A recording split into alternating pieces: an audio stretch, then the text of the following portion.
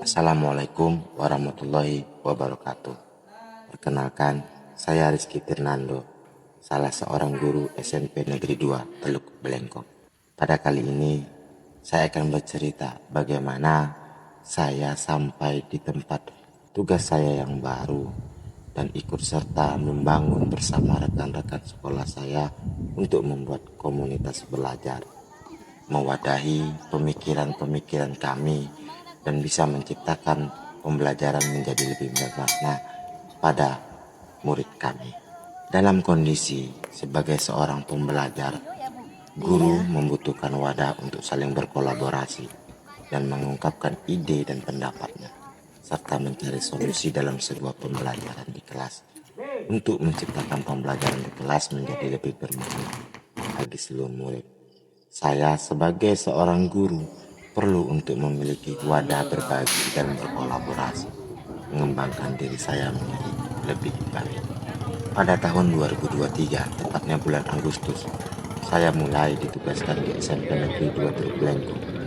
Hal sebelumnya diduga oleh saya.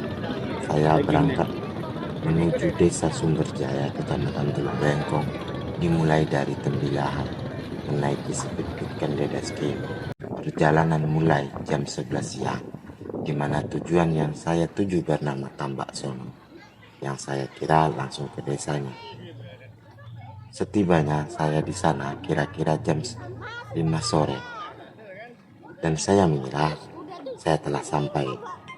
Namun kemanapun mata ini memandang, hanya ada 2 rumah yang tegak berdiri menyambut kedatangan kami. Dan sisanya ialah alam liar yang dipenuhi dengan binatang-binatang penunggu di dalamnya. Sore itu, alam seolah menyambutku dengan suara burung-burung bersenandung merdu yang dulu jarang saya dengar. Kemudian saya berpindah menaiki kendaraan bernama Pocai. Tak pernah terlintas di pikiran saya akan menaiki Pocai. Pocai adalah sejenis pompong dengan mesin speedboat kurang lebih 30 menit saya duduk di dalamnya. Selama perjalanan, saya dengan rekan-rekan satu Pocai saya saling bercengkerama dan bercerita. Dan salah seorang rekan dalam Pocai saya bercerita bahwa sungai ini disebut dengan kanal oleh warga setempat. Tak jarang warga setempat melihat buaya di kanal ini. Dan mungkin bila kami beruntung, kali ini kami akan melihatnya, tuturnya kepada saya. Matahari sudah mulai ingin pergi meninggalkan kami, tapi perjalanan harus tetap berlanjut. Saya kira kami telah sampai pada tujuan, namun saya salah. Saya harus melanjutkan perjalanan lagi dengan menaiki ojek, kira-kira setengah jam perjalanan. Saat perjalanan ini, suara adzan terdengar dari kejauhan menandakan maghrib akan dimulai. Tapi perjalanan harus tetap berlanjut menuju desa yang akan saya tempati di kemudian hari. Saya tiba di desa ini saat jalan harus diterangi oleh lampu. Saya melihat bagaimana semangat untuk belajar ditunjukkan murid-murid di SMP ini yang sangat tinggi.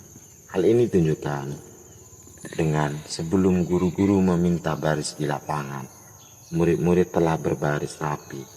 Dan ketua OSIS SMP mengecek persiapan mereka untuk belajar, seperti perlengkapan pakaian dan lingkungan sekolah. Dan mereka bersama-sama memungut sampah. Ini yang membuat saya termotivasi ikut sebagai bagian yang akan membentuk karakter diri anak-anak didik saya dan menjadi guru di sini dengan segala keterbatasan kami di desa ini. Di sekolah ini kami masih memakai bel yang dipukul oleh guru-guru di sini disebut lonceng dikarenakan keadaan listrik di sini hanya hidup malam hari, dimulai dari jam 4 sore hingga jam 7 pagi. Jangankan membayangkan belajar dengan teknologi seperti orang-orang di luar sana, jaringan HP saja kami harus meletakkan di jendela sekolah baru ada jaringan. Dan jaringan ini pun hanya bertahan sampai jam 12 siang. Kemudian hidup kembali saat jam 4 sore saat PLN mulai dinyalakan. Saya sangat bangga, termotivasi melihat semangat murid-murid ingin belajar di daerah ini, dan guru-guru hebat yang berada di sini yang telah mau membagikan pengalaman dan pengetahuan mereka kepada murid-murid di sini dan membentuk karakter murid-murid yang sangat baik. Dari situasi dan keadaan yang saya hadapi di sini, dan dengan motivasi agar pembelajaran yang diberikan kepada murid-murid SMP Negeri 2 Teluk Belengkong, timbul ide dan gagasan saya, yang mana hal ini perlu kiranya diwujudkan agar pembelajaran di dalam kelas menjadi semakin bermakna bagi murid dan juga bisa mengembangkan potensi yang ada pada diri murid serta mengembangkan diri kami sebagai pembelajar sepanjang hayat. Saya mendapatkan informasi untuk membuat komunitas belajar di sekolah dengan mengikuti pelatihan mandiri dari platform Merdeka Mengajar. Saya mendapatkan ide dan gagasan ini serta saya mulai mendiskusikan hal ini kepada rekan di sekolah. Kemudian saya diskusikan kepada pemangku kebijakan di sekolah, yaitu kepala, untuk membuat komunitas belajar. Dan hal ini sangat disambut baik oleh semua pihak, dan tujuan komunitas ini dibentuk ialah agar dapat mengembangkan diri kami sebagai guru dan pembelajaran yang berpusat pada peserta didik, serta pembelajaran yang kami lakukan sebagai seorang pendidik di dalam kelas menjadi semakin bermakna sesuai dengan kodrat zaman dan kodrat alam. Kemudian, dengan adanya diskusi dengan rekan-rekan, terbentuklah komunitas belajar kami yang kami berikan nama yaitu Komunitas Belajar Tulip. Yang arti nama komunitas ini ialah terampil, ulet, ideal, dan presisi.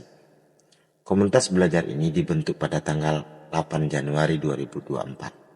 Dengan adanya kombel ini, kami bisa melakukan kolaborasi bersama untuk menciptakan pembelajaran yang berpusat pada murid dengan sesuai kodratnya, dan juga mengembangkan diri kami sebagai seorang pembelajar yang mampu beradaptasi dengan perubahan yang ada dan mampu mengimplementasikan kurikulum merdeka pada satuan pendidikan kami sekarang ini. Dari hasil refleksi terhadap hasil rapor pendidikan kami membuat perencanaan yang kami buat bersama-sama di dalam komunitas. Ialah mulai dengan mendekatkan ke zaman sekarang, di mana murid lebih suka dengan konten digital dan juga dekat dengan kesehariannya di sekolah. Saya mengusulkan untuk membuat komik digital untuk meningkatkan minat murid membaca.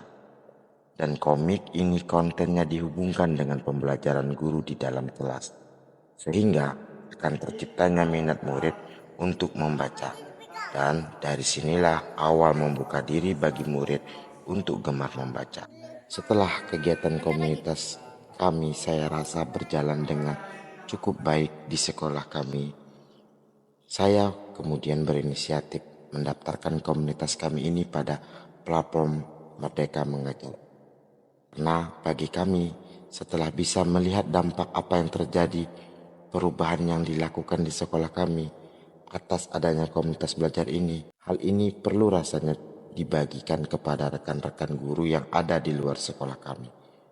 Dan PMM adalah salah satu wadahnya. Kami berbagi tentang praktik baik apa yang kami lakukan di dalam kelas maupun untuk lingkungan di luar kelas. Tindakan ini disetujui oleh kepala sekolah kami dan pengawas sekolah kami untuk bisa membagikan praktek baik di dalam komunitas belajar